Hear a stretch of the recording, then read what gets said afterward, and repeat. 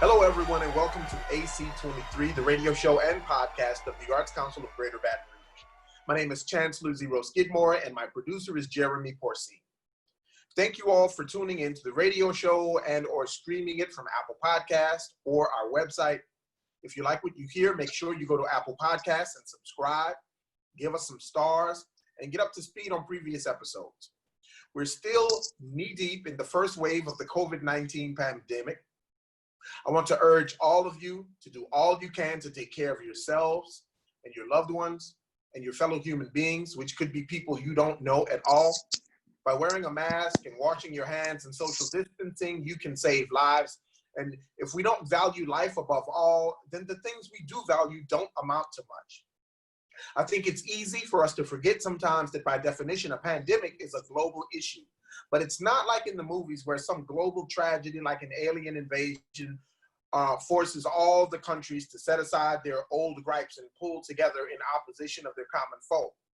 We've seen quite a bit of childish finger pointing and name calling, and it's just embarrassing that we still have people in this country and around the world who lack the intelligence and the maturity to see what this horrible circumstance is showing us. And that is that we're all intimately connected. We're breathing the same air, which is causing this virus to spread as if we were all eating from the same plate. That image might gross you out, but it's reality. If I sneeze without wearing a mask, tiny droplets of my saliva and mucus can easily end up in your mouth, nostrils, eyes, and lungs. And to think, we used to have primitive laws that kept certain people from drinking from the same water fountain, while all the while molecules of oxygen were hopping from one set of lungs to another, paying no attention to age, nationality, political party, gender, religion, etc., etc. Today on AC23, I have the perfect guest to talk about our global connectivity and the intersections of our various cultures. He's the founder and executive director of the 821 Project, a nonprofit organization that promotes global citizenship by providing intercultural and social justice programs to the Southeast Louisiana community. And I'd be selling him short if I didn't mention that he's also a gifted singer and poet. Jahi Mackey, welcome to AC23.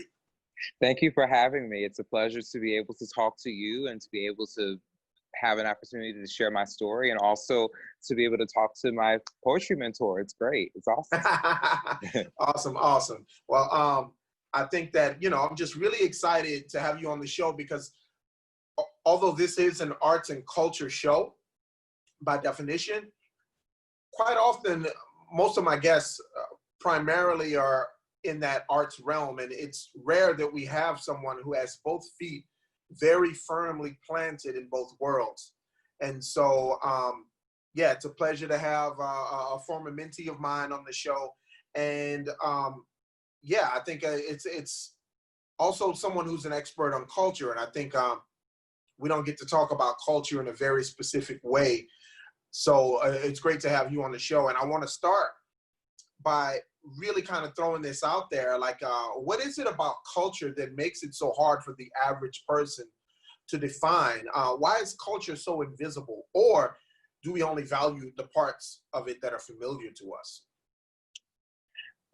One of the things that I think about when I think about culture is not that people don't value culture, it's that there are certain parts of culture that we can understand and certain parts of culture that we can't understand. Because I remember I was talking to a colleague of mine, I think in grad school, and they talked about the cultural iceberg. And at the top of the cultural iceberg, you have food, music. Everybody likes food. We live in Louisiana. Music is something that you can get into at your own pace, and it doesn't really challenge you as much because you can be someone who likes, for example, African-American music, but may have racial prejudice. Because music is music, it can transcend those prejudices. But when it comes to religious beliefs, how we raise our families, how we see ourselves, how we see the world, then we start to get into things that are more intimate and more complex and harder to understand. So oftentimes I found myself trying to educate people on culture as a whole. It's not always what you can see, but it's what we do, how we feel, where we're from, geographically and metaphorically speaking. And it's all, and culture is also where we're going as well. So an example of this is oftentimes this idea that the only people who have culture are people who are not American and who come to the United States as immigrants or refugees.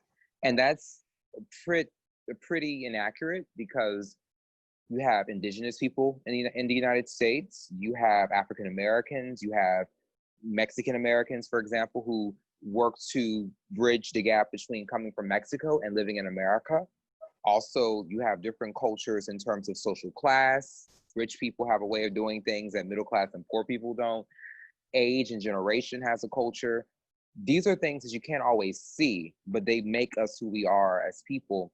And when we place culture based on what we can see and what we are able to digest visually, then we limit ourselves from understanding one another as people. Awesome. I love that that image of an iceberg. I think that's a really a tangible example of how something can you can see it, but only the part of it that's easy to see. So what prompted you, Jahi, to start the 821 project? What is the void in the community that you aim to fill? Ooh, wow, I get to tell a story. Okay, so I want to start from the very beginning of my life. This is a long story, so hopefully I have time to tell it. We got time. Okay, awesome. I grew up in North Baton Rouge, and 821 actually comes from the house number of my birthplace address. And I'm going to be real, when I first started talking to people about the 821 project many years ago, I would often tell it's very politically correct. Oh my God, I just love culture. Everything is so awesome. That's not necessarily the reality of my life.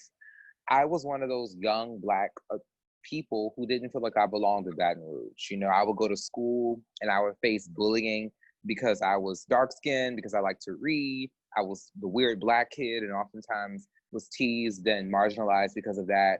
I often had to witness my community being a mile away from a chemical plant. So pollution and poor environmental quality was a part of my life. And growing up in a working class African-American family, I always felt as though I had endless opportunities, but those opportunities would not be accessible to me until I had a lot of money or until I was able to travel and get this really good paying job.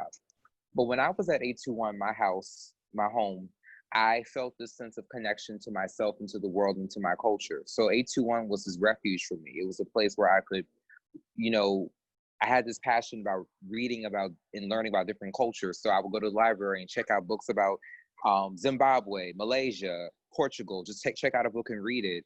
I love watching the Travel Channel. And I had family that instead of saying, hey, don't do this, you're not going to be able to do this and, because you're poor, I was always encouraged to read more and to do more.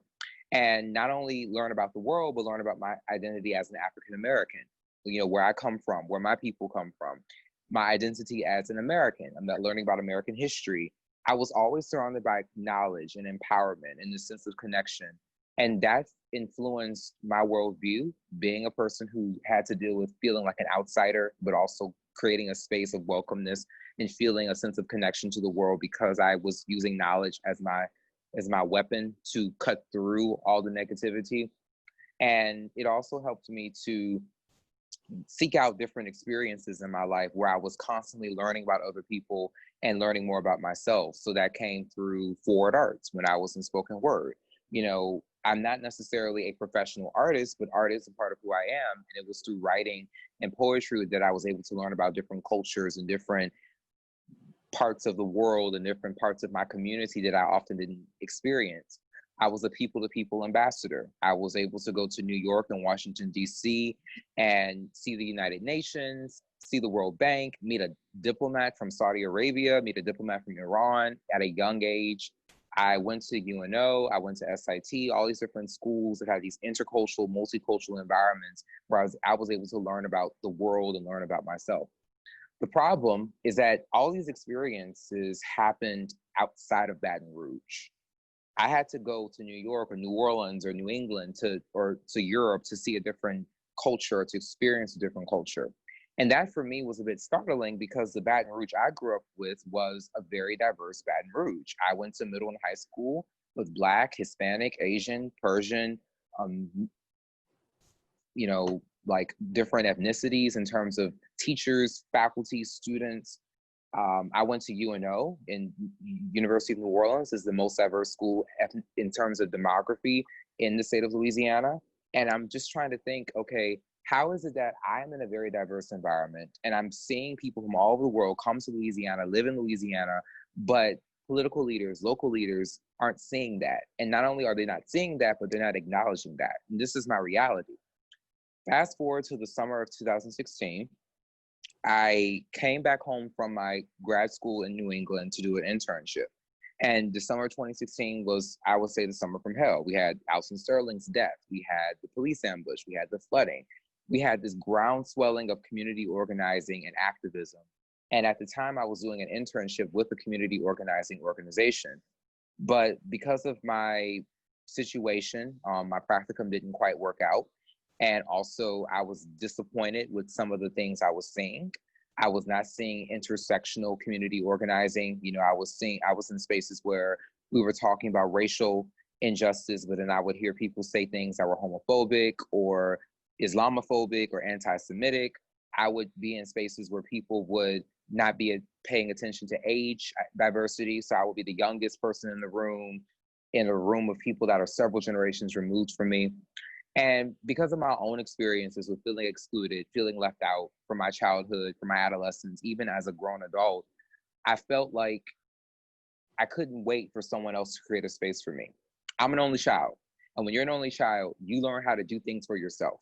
So instead of waiting for someone to create this space for people to feel welcome and to feel empowered, I thought to myself, I should create that space.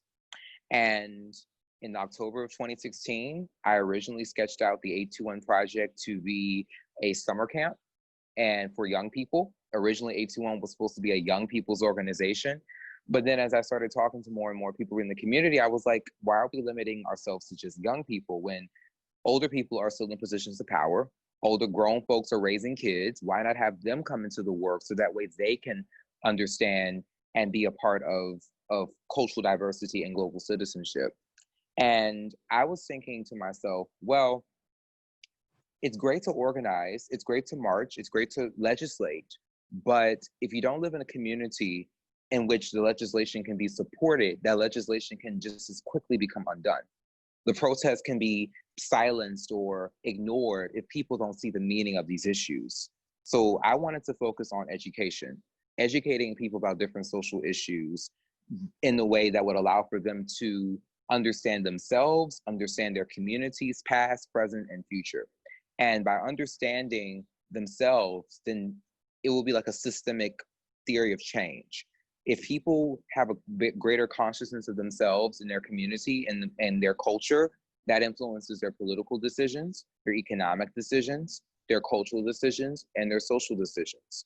When you sit in a room with someone who doesn't speak the same language as you, or who doesn't have the same sexual identity or gender identity as you, and you begin to realize that they are human beings in the flesh, not ideas that you can kind of talk about at a dinner table, through dialogues, through other activities that we host, then you're able to see, okay, these are real people, like real people who want the same things from my community, as they want. We are all on the same page. Or these are community members who have realities and experiences I'm not familiar with. Maybe I need to rethink the ideas that I have of myself. And also teaching people that identity is not just one identity. We have multiple identities. So not only are we trying to create an anti-racist society through A21, we're also trying to, talk about class. We live in an environment where rich people tend to have more resources or get more exposure than people who are poorer or who are middle class. It's trying to talk about gender, ideas of masculinity and femininity, the whole gender binary, talking about, understanding sexuality, understanding ethnicity, because race, ethnicity, and nationality are not the same. And by increasing our understanding and our connectedness to one another, then we, in a sense, reinforce the work that is being done. So long answer, but to answer the question, the void was the lack of belongingness and welcomeness that I did not see other organizations creating. And I wanted to create a space where everybody could feel welcome and everybody could feel affirmed, but we're all being challenged to learn about each other, similarly to how 821 was for me as a young child. Awesome. I think you answered like my next three questions. So you didn't take up any time that wasn't going to be taken up anyway. I do want to say, like, I remember meeting you. I guess you were in high school at the time you came into my program, and you kind of told me about some of your plans once you graduated. You kind of had a lot of things figured out already, or at least you thought you did, like all of us thought we did at that age. And I remember thinking to myself, like, this is another intelligent young man that we're gonna lose to another community. Like, he's got all of the tools he needs to escape, and we're gonna lose him. And thank you for staying. Thank you for keeping your talents here, where we can all benefit from your intelligence and skills and education. Thank you, because you could have left this fight up to somebody else, you know. Well, I'm gonna be really honest. I think that I'm gonna actually go back to that moment in time. I actually had my foot out the door of Louisiana when I was in high school, because I had applied to several universities, and only one of those universities, well, two at the time, were in Louisiana, and they were not in Baton Rouge. They were in New Orleans. It was Dillard and it was Loyola. All the other universities were HBCUs that were in other parts of the country. I got accepted to Howard, and I was like, I want to go to Howard. You know, I was like, I'm going to go to Howard. But I ended up deciding to go to this school called Bethune-Cookman, which is in Daytona Beach, Florida. And it was about 2-3 miles from the Daytona International Speedway. So like very close to the whole speedway. And I went the first time during Thanksgiving break, 2011. I was like, okay, this is cool. Went during Mardi Gras, and I was like, I'm not feeling it. So I decided to reopen my applications that I had that were still gonna, allow for me to turn them in, because all the other schools, I had already passed the application dates. And I already told them, hey, thanks, but no thanks, I'm not coming to your school. And the University of New Orleans was the application that I had left incomplete. And I was like, okay, let me revisit that application. I discovered that they had an international studies curriculum and major at the University of New Orleans. No other school in Louisiana had a degree that was international studies. It was like poli-sci with a concentration. And at the time, after having done people to people and all those different things, I wanted to do international studies. I wanted to be a diplomat. I wanted to do the UN and all that kind of stuff. And UNO was like this perfect sweet spot for me. It was a perfect compromise because, my mom said that she would let me go out of state, but I was too young. I graduated high school in the summer of 2012 at 17. I was less than a month old of 17, graduating from, McKinley. And my mom was like, hey, I'll let you go anywhere you want to, but you got to turn 18. But New Orleans was such a different place for me, to where it was like, okay, I'm still in Louisiana, but I'm not in Baton Rouge. I'm in New Orleans. I'm in this very, cosmopolitan, multicultural city that at the time of me applying to UNO, I never discovered. I thought, it wasn't very diverse. But then I go to UNO as a prospective student, and then as an enrolled student with a schedule, and I'm meeting people from Europe, Africa, Asia, Australia, Latin America, the Caribbean, all these different places. I'm like, wow, people from Spain, Nepal, Germany, Austria, France, Nigeria, Brazil are coming here to Louisiana, to New Orleans. There are people who were born and raised here, and their parents are from Jordan, Venezuela, Palestine, all these different places. Wow.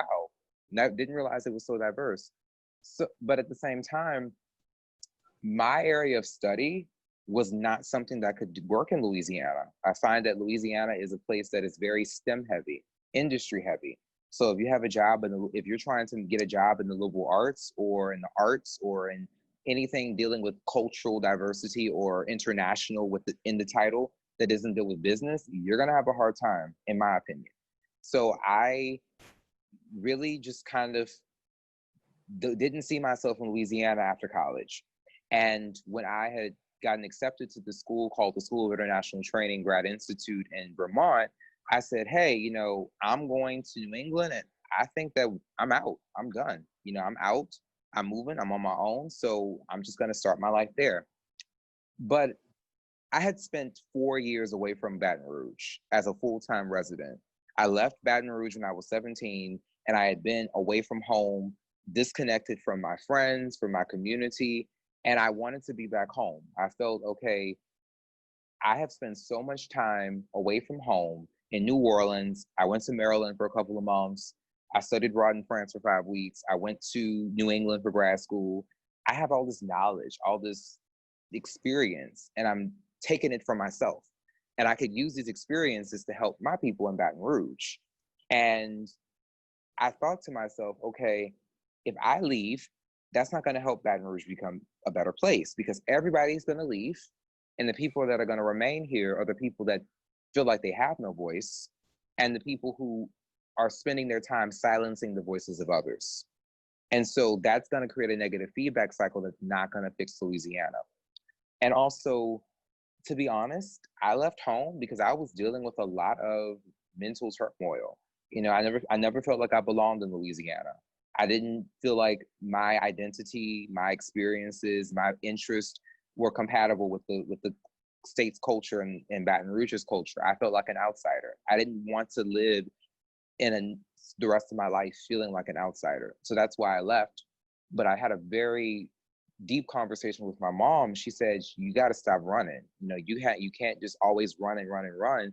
You know, sometimes you have to come home and you got to face your pain. You have to deal with it and use your experiences to help other people, because in a way, my whole life has been using my pain and my experiences to help other people, not to hinder them.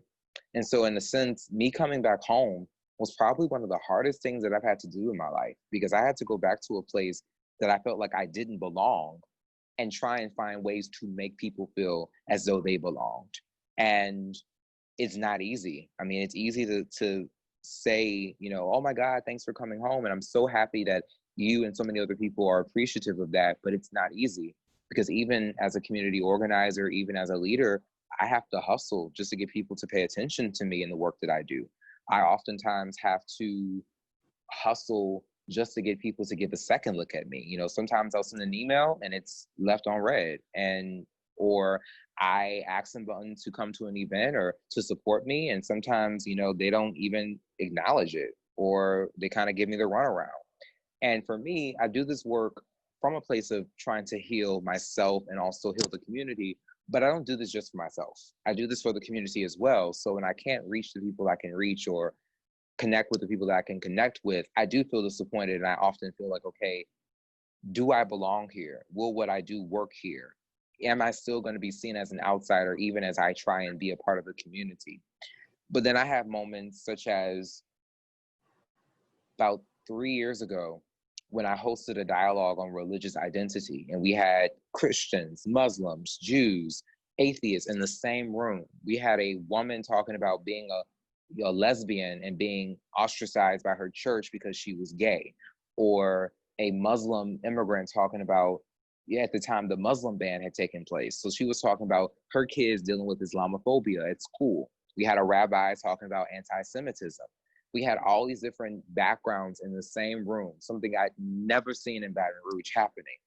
And that was the moment in which I realized this is something that I have to do. I have to build bridges. This is what I'm put here on this earth to do. So I need to find a way to push through the silence and the negativity and build bridges, because otherwise, this community won't change, it won't heal, and it won't become better. Awesome, awesome. Very necessary work, Jahi. I know that starting a nonprofit is not a popular thing to do, having done it. And it's not profitable at any age, but it's not a popular thing for young people to do at all. Who have been some of your biggest cheerleaders in that journey to get your organization off the ground? Oh my God, I have a list. I feel like I'm at the Grammys and I gotta read, the number of people that thank me. But I'll go in chronological order. So of course, my mom and my grandmother, I mean, I used my own money to, start the 821 project. The fee is like $300 to get the 501c3 status for a really small nonprofit. I paid that out of my own money. But my mom, she hustled to help me. My grandmother hustled to help me and support me along the way. I don't want to give out names to people because I don't want to, I'm not sure if I could do that. But, there was this one lady, and she has always been supportive of me. When we had an interview when I had to do an interview with In Register magazine, she agreed to be interviewed, and basically she basically gave me this glowing review of my work. This lady has always been to every single event, almost every single event. She's always bringing people into my space. Screw it, I'm gonna give the names. I call her Miss Jane. She's always, I gotta give her props. Miss Jane, she's always, trying to help me out. And then there was this other woman. She's an international student from the UK, and she, approached me 2 years ago, and it was at a very pivotal time. And I can't mention everybody, but I'm mentioning these people because they did things for me that helped to move me professionally and move 821 forward as well, that really were significant to me. 2 summers ago, I was struggling, and I can't get into the struggle since I know this is going to be recorded. So I don't want to, spill too much tea, but I will say that the summer of 2018 was very difficult for me. There were moments where I couldn't pay my bills. I couldn't pay rent. I had events that I was promoting left and right, putting flyers in coffee shops, flyers at parks, and only 5 people would show up, and I'm thankful for every person that comes to my events. But at that moment, I felt very rejected, and I felt like a loser. I felt like a nobody because I was doing all this work and not even able to take care of myself. And I actually got to a point where I almost decided to give up 821. I got to a point where I was talking to my mom, and I was like, you know what? I don't know if this is going to work. I'm 2 years in. This is moving too slow for me. I almost lost my home dealing with this. So I was like, maybe this just isn't it for me. And I didn't do it, fortunately. I took a break. But during that break, this young lady approached me, and this British international student approached me, and she said, hey, Capital Area United Way is doing an award, and, I think you're a good applicant. I think you should apply. So I was like, okay, sure, why not? I'm just going to apply for it. She recommended to me that, you should get the mayor, get somebody established to write this recommendation for you. And I was like, no, because they're not going to be able to talk about my work the way that you can talk about my work. You understand where we've gone, where we are, and where we're going. I need somebody that can be a good, high quality reference for me. And she was that person. And she finally was convinced to write the application recommendation letter. 2 months later, I get a message saying, congratulations, you've been selected as the Pass the Torch recipient for the Capital Area United Way. And then when I actually met with the United Way participants, I was getting an award with Maxine Crump of Dialogue on Race, but her award was something that they'd been given for many, many years. My award, the Pass the Torch Award, was the first ever inaugural award. And so I was the first ever recipient of the Pass the Torch Award.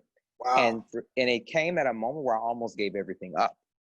And so having someone like her, be like, hey, apply for this award, and then do this application, help me with this application, and I get it. And then the award committee says that was the best application that they had submitted that they had seen by far. I was like, wow, like this really is beautiful for me to have people in my corner that are always supporting me. And then of course, Dr. Anna West, we both know her. She's always been supportive of me as well. Ironically, I'd never actually been taught by her, nor have I been mentored by her, because she was kind of before I came into the Forward Arts picture, Word Crew picture. But I had a chance to work with her intimately when I came back home with A21 and with Humanities Amped, I've been able to collaborate with them, and she's been able to give me a lot of professional opportunities and mentor opportunities that have opened the door for me to give back to my school of McKinley. I mean, there are many people I could list, but those are like some people that I know they came through for me when it mattered the most. And they also came through for me during times in which I felt like I wanted to give up. And for that, if I left anybody out, I'm sorry, charge it to my mind, not my heart, but those are some of the people. Blame Zero for asking you that question. I really wanted to just give you an excuse to sing the praises of your mom. I met your mom when I met you. And of all the parents of my students, like, she was just one of the, just so, I think my impression of her was that she had such a respect for her child's intellect and maturity and self. Quite often I deal with parents, I've dealt with parents when I was teaching regularly, who kind of always were looking at their children as something to fix. Your mom just kind of, she saw you as a full person who was a full person at the age you were, and not someone who'd become a full person later in life once they became a quote unquote adult. And I always respected that about your mom. Really cool people. So tell me a little bit about some of the programming at the 821 Project. What are some of the programs that you guys have been doing, and like, how's that program changed in this COVID-19 era? Oh my God. I have not been able to talk about 821 on an interview of this magnitude and like giving the full story in a long time. And it's so cool to do it now because I've grown and evolved. But chronologically speaking, I'll quickly kind of give a chronological order of the programs, because every program came through as a creative person, came as I progressed and evolved and wanted to better accommodate, the community. So the first program was Tea and Truth, and a lot of organizations do dialogue. So I'm not going to say that we are like original dialogue organizations, but dialogue was meant to be not a piece of the pie, but a dessert on the dessert table.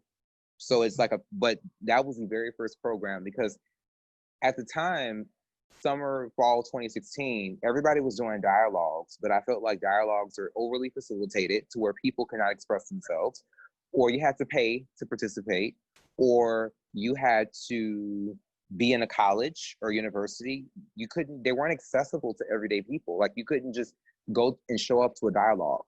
And so I felt like, okay, I could talk about a social issue for 2 hours with a lecture or workshop, but nobody wants to be talked at, especially if it's something that they experience.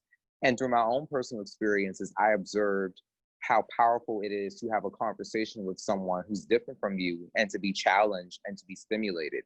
And so Tea and Truth, tea being a play on truth, because tea is like vernacular slang, Tea and Truth was like this way of, creating a space for people to have dialogue about social issues, about different cultures, in a way that is facilitated, but not overly facilitated, in a way in which people can be honest and real and authentic, but that authenticity can be balanced with facts that are connected to, in a sense, this idea that we don't know everything, and Google can't always give us the answers to someone else's life experience.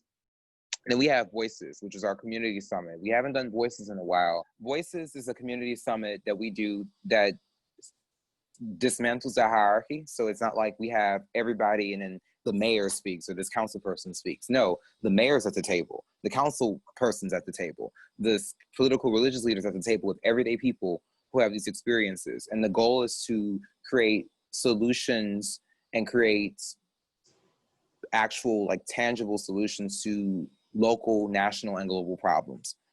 Okay. Then we had a book club for a while where we were allowing people to like read different books and then have conversations about it. But I realized that, you know, people were kind of seeing A21 as like a serious organization. I wanted to show people we could have fun. So we started doing vision board parties where people, well, instead of doing a personal vision board where you talk about, you know, the vacation you want to take or your weight loss goals, you have a community vision board party where you can create a vision for your community. So people would go and create collages about how they want their community to look. And then we started doing open mics called global mics, because a lot of open mics, they're beautiful, but in many ways, I felt like many of the open mics were very Anglo-centric, like they were centered around English language stuff. So I wanted to create an open mic where people could sing in different languages, perform in different languages, perform with different cultures. And our most recent event are our speaker panels. We have speaker panels where that's not really a original idea, but we've had speaker panels about like racial identity, activism in the community, being Black in the liberal arts and humanities. And our most recently created event was our organization fair. We wanted to create a space called the Global Organization Fair, where organizations dedicated to our values, cultural awareness, multicultural empowerment, community empowerment, social consciousness, and global citizenship could promote their work and their mission to the rest of the community, and do so without having to pay several hundreds of dollars to get it at a fair, or having to pay, you know, all this money to get a little small table. We're at the library, space is free 99, and you can go and you can promote your work. We had immigrants' rights organizations, the Rotary Club, State Farm. We had humanities, all these different, Atlas Foundation, all these amazing organizations that serve a diverse group of people there talking about their work, connecting with one another. We had this one beautiful moment where this one organization needed Spanish language translators and tutors because they were serving African American and Hispanic youth in Gardeer. And somebody said, hey, you know, I speak Spanish, maybe I could help. That happened at the organization fair. And so those are some of the events that we host and that we create. Those are beautiful, Jahi. What's next for 821? What's on the horizon? If anybody can see into the horizon, I know it's hard, right? Well, to be honest, I have kind of used this pandemic to be creative. At the beginning of the pandemic, stay-at-home order and stuff like that, we were doing Tea and Truth Digital, which was basically a digital adaptation of Tea and Truth. And we're still doing it, but right now we've been focusing a lot on our interview series. It's called the Expanding Our Roots interview series. I felt as though, you know, the best way to show 821's vision for the community is to create a series where we can show the diversity of our community, because it's kind of hard to see where we're going, you know, when you can't come to Tea and Truth or Voices or our organization fairs. But the interview series that we're doing is focused on highlighting diversity in Louisiana and consciousness in Louisiana. The narrative is always, oh, Louisiana is not very diverse. You know, only Black and white people live here. We're at number 49 on this list, number 48 on this list. We're number 1 for, you know, bad health, bad education, bad this, bad that. And that is true. Those are issues. But what's not often told are the people that are working to resolve those issues, working to make this community better. Maybe as an organizer, maybe as a teacher, maybe as just being their authentic self. And so the interview series highlights the stories of people who are trying to make a difference here in Louisiana, sharing their culture, their identity, and their work with us. We've interviewed people who are immigrants, refugees. We interviewed the head of the American Journal for French Studies. We interviewed Humanities AMP. We interviewed Atlas Foundation. Those interviews are available on our website. Basically, every week we post an interview for people to watch, to share, to comment, and to be moved by. And the whole point of the interview series is to show that Louisiana is consisting of problem solvers, not problems to be solved. And we are diverse. We are globally connected. And everything is about perception. You know, if you want a nice business or corporation to come to Louisiana, they're going to come based on how would they perceive a community. Tourism is driven by perception. People moving in and out of a state is driven by perception. It's marketing. What better way to get more people to come to Louisiana or to see Louisiana in a positive light than to show how diverse and conscious Louisiana is? And by doing that, hopefully people will begin to see themselves as Louisianians differently, and people outside of Louisiana see our community differently, and, you know, start to bring some positive things our way. And since I can't really see the people in person, the interviews are done kind of like this one, a Zoom recording. I upload it, edit it, and through those experiences, the experiences that I have through interviewing and listening to people, I learn more about myself, learn about more about them, and the community gets to learn more about the people that live in it. Jahi, man, doing such amazing work. So proud of you, man. Thank you. Thank you. So I know you don't have much time. Thank you for coming on the show. Thank you for the work that you're doing. And I look forward to my interview. Yes, me too. Also, before you go on, let everybody know your website. Where can they go see those interviews? Alrighty, so I'm going to give you the link to the website because the interview link is right on the front page, but it's www.the8project.com. And from there, you can read more about our work, see photos of past events, and as Zero said, you can also watch every week an interview from our Expanding Our Roots interview series. And they can sign up to get your newsletter. Yes. They can make a donation. Yes. You always got to be telling them about making donations, Jahi. I know, but you asked about the interviews. I was trying to answer that question first. I got you. But yes, on the website, you can learn more about our organization. You can learn where to donate. You can either send us a check or you can donate to us via Cash App or Venmo or PayPal. We have everything because everybody's using everything nowadays. You also can sign up for our newsletter so you can get updates about our organization. When we resume our in-person events, you can be standing guard for that. And you can also, email us and see how you can get involved. And also, you can get evolved and involved, right? But you can also, through our interviews, through the website, if you feel like you have a story that needs to be told, you can be interviewed. It's not like other interview series where we have to reach out to you and email you. No, if you fit the bill for the Expanding Our Roots interview series, sign up and we'll interview you. It's awesome. Yeah. Thank you, Jahi. Thank you for staying here, and thank you for sticking out that tough time. I know exactly what that's like, starting a nonprofit, and you just got to hang in there, and it all starts to come together. Thank you so much, Jahi, for being on AC23 today. And thank you for having me. I'm so glad I had a chance to talk, and to you, of all people, and to also share my story. And hopefully, by sharing my story, I not only give space for people to know more about my work, but I hope that somebody listening will see that it is okay to be different. It's okay to do something different. And if you just push forward, work hard, and don't let the negative energy get in your spirit, then you can be successful. And also to show people that are, in institutions that are very well supported, that they should always be working to make a difference and to make life better for people, and to support those who are doing the work who may need their voices amplified as well. Awesome. The wisdom of Jahi Mackey, y'all.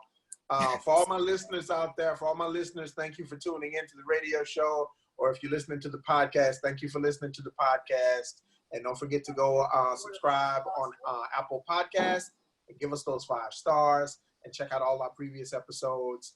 And this has been AC23. This is Chancellor Zero Skidmore. I will see y'all at a show. Peace. Bye.